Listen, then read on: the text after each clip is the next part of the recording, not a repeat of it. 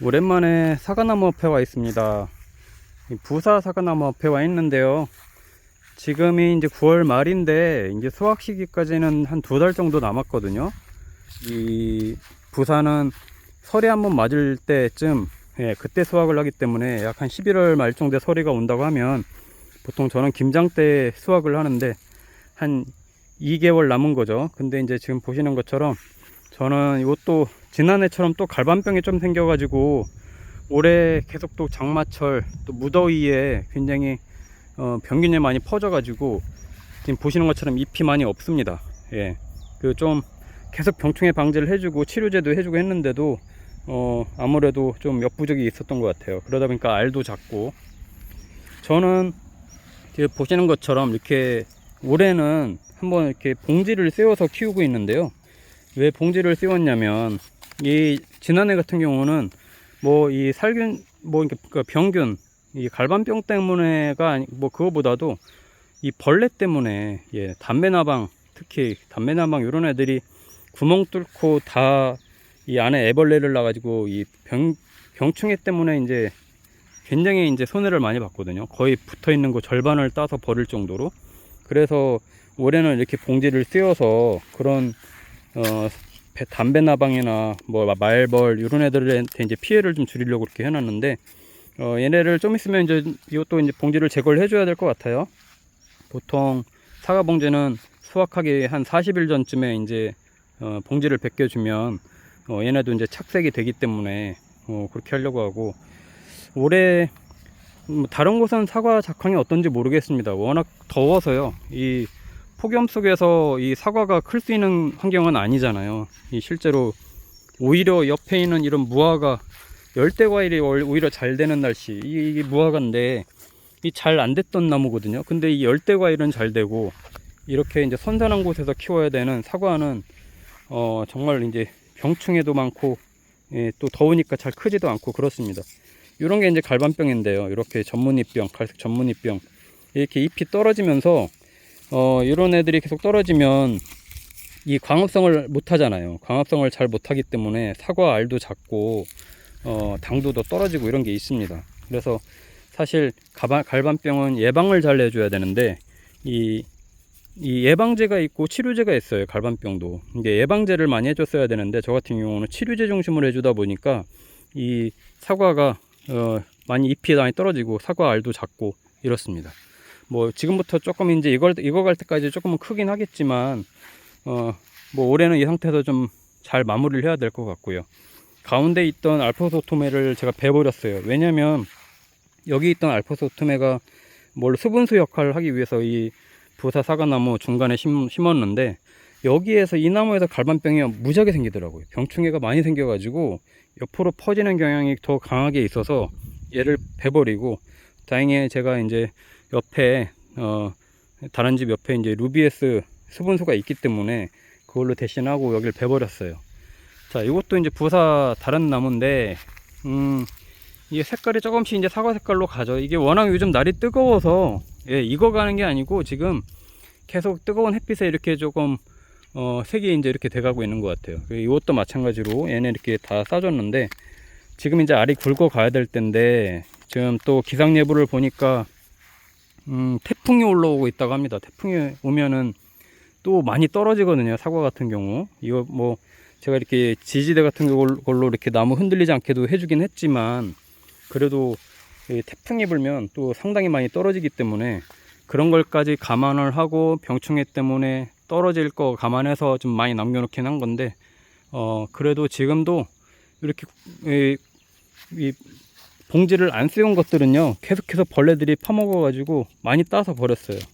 여기도 좀 뭐 붙어 있네요. 이 노린재 같은 경우 붙어 있고, 이거 보세요. 여기처럼 이렇게 이제 이 병충해가 이제 생겨서 이런 애들은 이제 썩어가는 애들이거든요. 이거 놔둬봐야 나중에 수확철까지 이게 이대로 있질 않아요. 다 계속 썩어 들어가니까. 그래서 이제 봉지를 씌운 건데, 한번 비교를 해보려고 합니다. 나중에 제가 한 10월 초중순쯤에 이제 이 봉지를 벗겨줄 건데, 그때 이 안에 있는 애들하고 지금 이렇게 봉지를 씌우지 않은 애들하고 어떻게 차이가 나서 나중에 수확철까지 가는지 한번 비교를 해드리려고 하고요.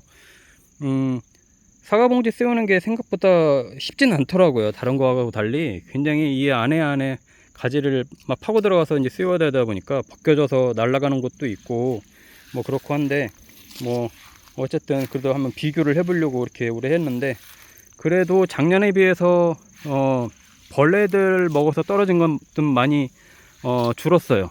예, 대신에 갈반병은 여전히 올해도 작년에 이어서 한번 갈반병이 생기면 그 주변을 깨끗하게 정돈을 하지 않는 이상 또 생길 확률이 높아서 정말 방제를 잘 해야 됩니다. 그게 이제 가장 어려움이 컸고요. 저는 이 사과나무는 뭐 겨울에 이제 가지치기 해주고, 예, 가지치기 해주고 꽃눈이 이제 생성이 되잖아요. 뭐 저는 사과 전문가는 아닙니다. 이 뭐 과수원 하는 것처럼 잘 못하고요. 저도 유튜브 보고 많이 좀 배우고 그냥 이 정원에서 키울 수 있는 정도까지만 이제 하고 있는데, 뭐 그래도 나름 수확은 굉장히 많이 하고 있어요. 요 두 그루에서 사과를 한 300개 이상은 그래도 수확을 하니까 온 가족이 먹고도 남죠.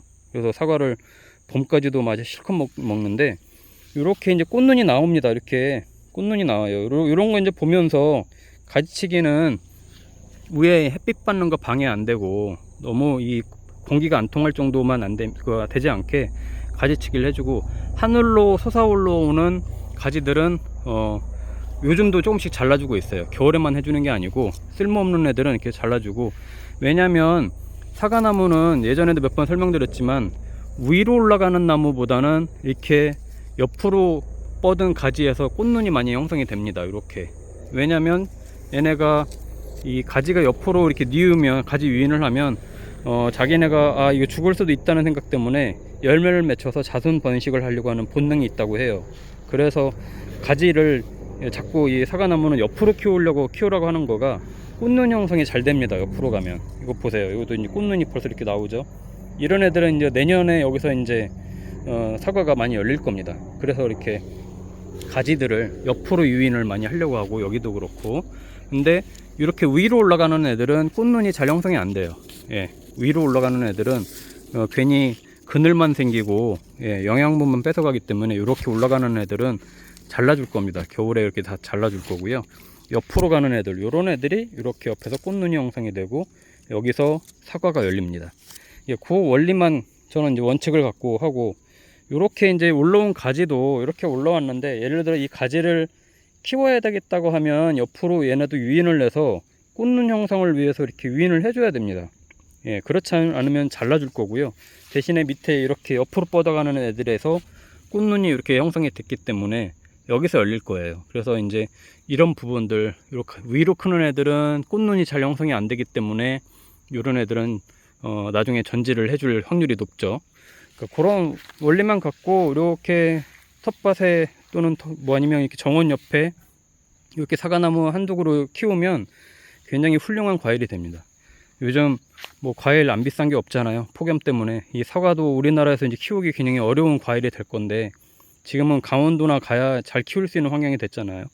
여기 충남 예산만 해도 뭐 전에는 뭐 정말 사과의 본 고장이었는데, 지금은 뭐 여름이 한 달이나 더 길어졌어요. 그러다 보면 이렇게 병충해가 발생할 수밖에 없습니다. 뭐 소독통을 달고 살 수도 없는 거고, 소독을 아무리 잘 해줘도 병이 생겨요. 어쩔 수 없습니다.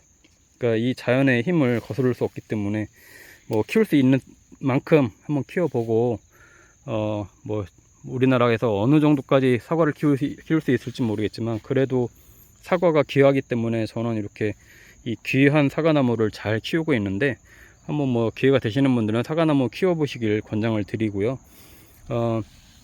사과나무 키우는 뭐 이렇게 과정을 몇 번 보여드리고 뭐 했는데, 저는 이제 사과나무 키우는 거에 대해서 노하우를 크게 말씀드리지는 않아요. 아주 기초적인 것만 말씀드리고, 예, 그 정도가 아마 저희 그냥 이게 정원에서 키우는 사과나무 키우는 방법 정도가 되지 않아서, 뭐 꽃눈 형성을 하려면 가지를 옆으로 키워라, 그리고 소독을 안 할 수가 없습니다. 이 사과는요, 정말 농약을 안 하고는 유기농으로 키워서는 정말 어려운 과일이거든요.